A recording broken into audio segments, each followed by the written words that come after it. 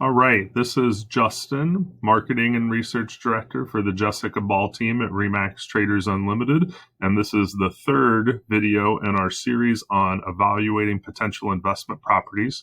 We've talked already now about how we calculate the monthly profit, the equity built, and the cash-on-cash annual return for a single-family home and a duplex in the two videos before this.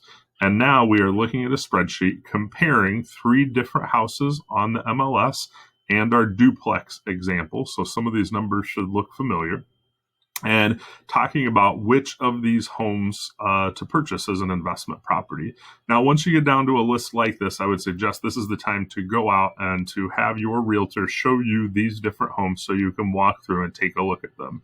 But in this example, we show the percent money down, again, 20% for single family homes and 25% required for multifamily homes for most traditional fixed rate mortgages.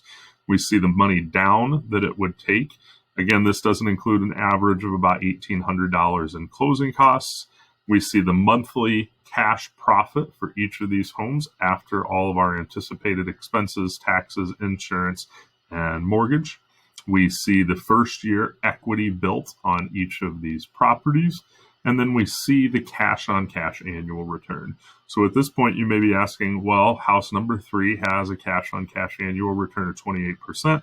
Of course, that's the house that we're going to buy as our investment. But this is where seeing these houses in person makes a big difference. So at this point in the process, you'll want to ask your realtor for the disclosures on each of these homes. In most cases, a disclosures list should be available, and it would let you know about known issues, structural damages, or other things that may change your financial outlook on an investment property. And then as you're going to look at these investment properties in person with your realtor, remember these are just numbers. And so while house number 3 looks the best on paper, you'll need to do things like take a look at the appliances, the roof, the garage, the area of the neighborhood, what that looks like, whether there are cosmetic repairs that will need to be done in order to get it ready to rent, what appliances it has, what hookups it has. And things to consider here are a washer and dryer hookups or a garage door with a remote. Makes things much easier to rent. And in my experience, the bigger the garage, the better, because renters tend to like to store things in there. Things like a swimming pool, I see as a negative for real estate investment properties because these are things that increase your insurance liability and can be expensive to deal with and could cause some big headaches. As you're walking through these properties, think about you may have the capacity or it may be low cost to replace a door or put new carpet in a single room, but it can be really expensive and really difficult to deal with things like water coming up through cracks in the foundation. And so as you see the condition of each of these properties in our example, even though house number 3 has the 28% annualized return on it, you may choose to go with something like house number 1 at a 13% annual return, which is still a great return on investment for money and properties in general, because you may look at house number 1 and say, this has the most move-in ready. The appliances are all there. They're in good condition. The roof won't need replaced for a while.